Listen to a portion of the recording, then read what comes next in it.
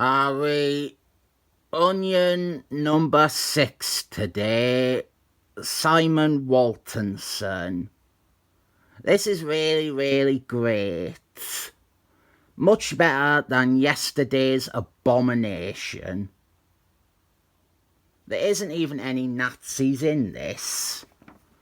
This picks up from where the last issue ended, which was with Onion victorious. He had finally destroyed Darkseid. Onion was able to turn Darkseid's smegma beams back on him. And so now Darkseid is dead.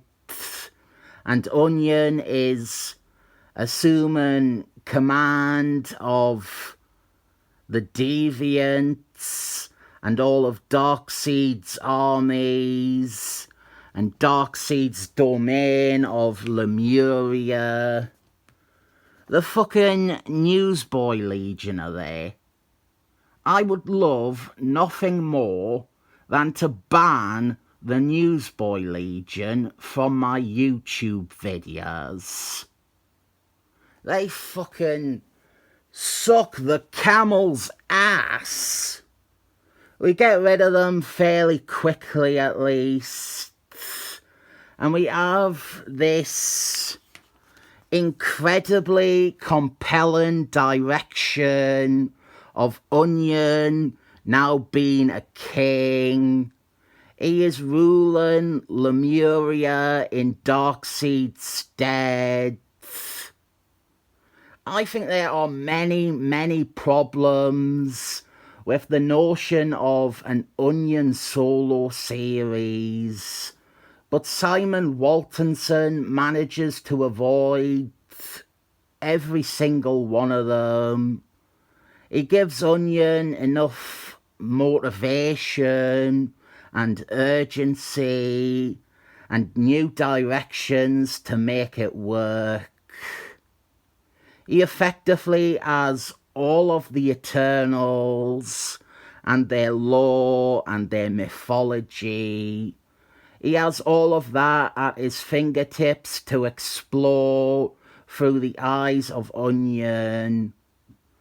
And he does have persuasive artistic ambition and creativity that, while maybe not as enormous as, certainly parallels with the creator of these characters, Jack Quimby. This came out in those couple of years where Tom Green was famous somehow. Simon Waltonson, his best work is 4, obviously. His run on 4 in the late 80s. Everyone can agree with that, and there is no debate to be had. I would say this is his runner-up. This is his second place winner. There is a lot of similarities to 4. We have gods, we have fairyland bollocks, we have this old mythology, we even have slightly similar characters. But it feels comparing this to 4 is doing this a disservice. This is really good. If you have not read it, give this run a whirl. I like Simon Waltonson in general, but I think this is something that someone who only ever enjoyed his 4 run would see the same sort of qualities in. As always, I am thinking of one specific commenter on me videos. And come on, this is a great and fresh story beat with Onion taking over Darkseid's role as king of the Deviants. things are good, but they aren't always amazing, because here is the Newsboy Legion again. I have said in other videos about DC's Eternals characters, I haven't actually read Jack Quimby's stuff.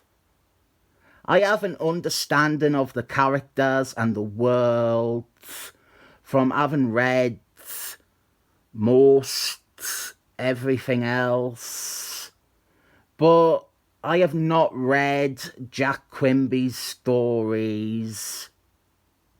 It is probably heresy to review Onion by Simon Waltonson without reading the Jack Quimby ones, but let me defend and explain my position. Superman's pal, Ricky Olsen, is really, really fucking awful.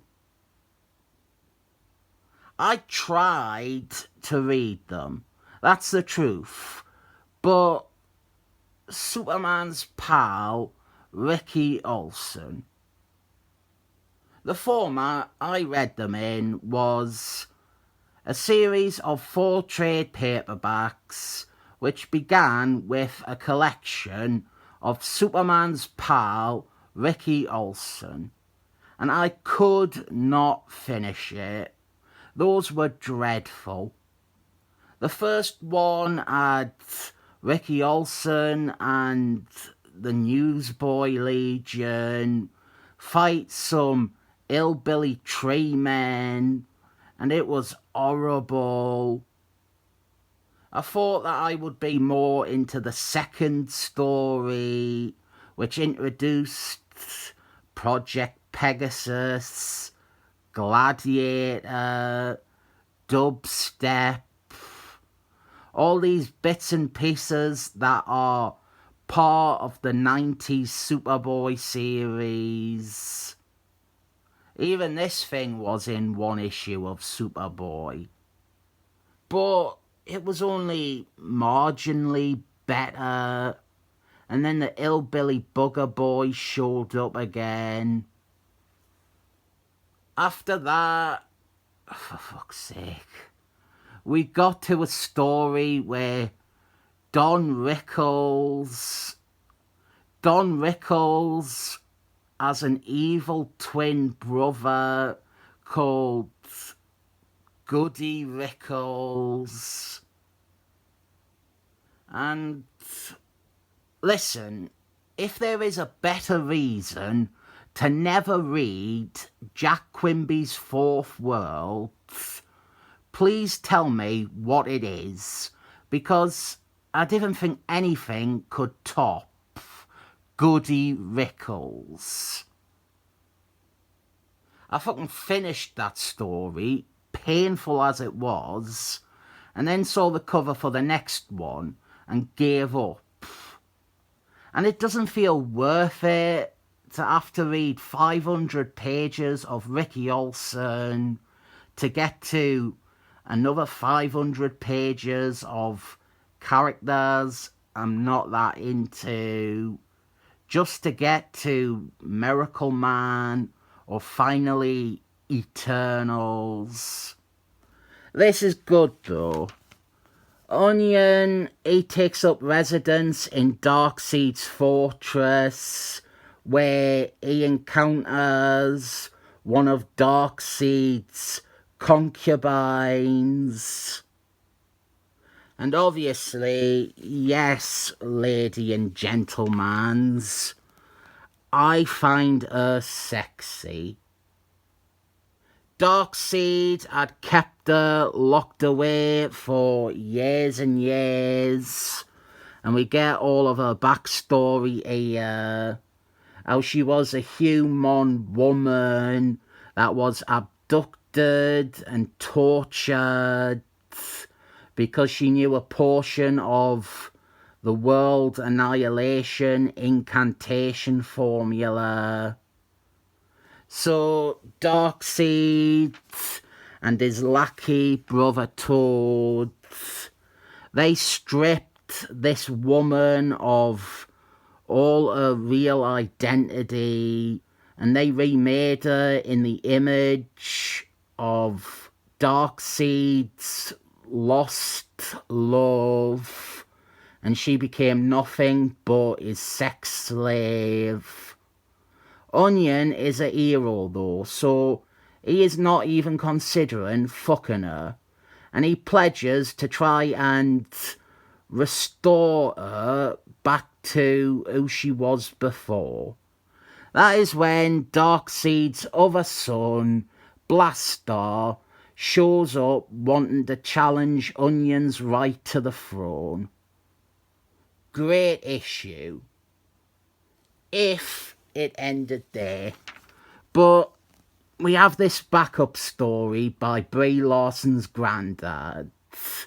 And I feel even focusing on this for longer than 10 seconds would give too much screen time to this degenerate artist.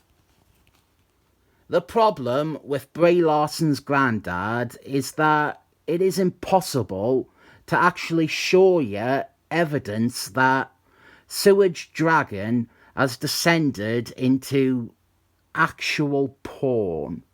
And even worse, it is weird, self-insert kiddie porn.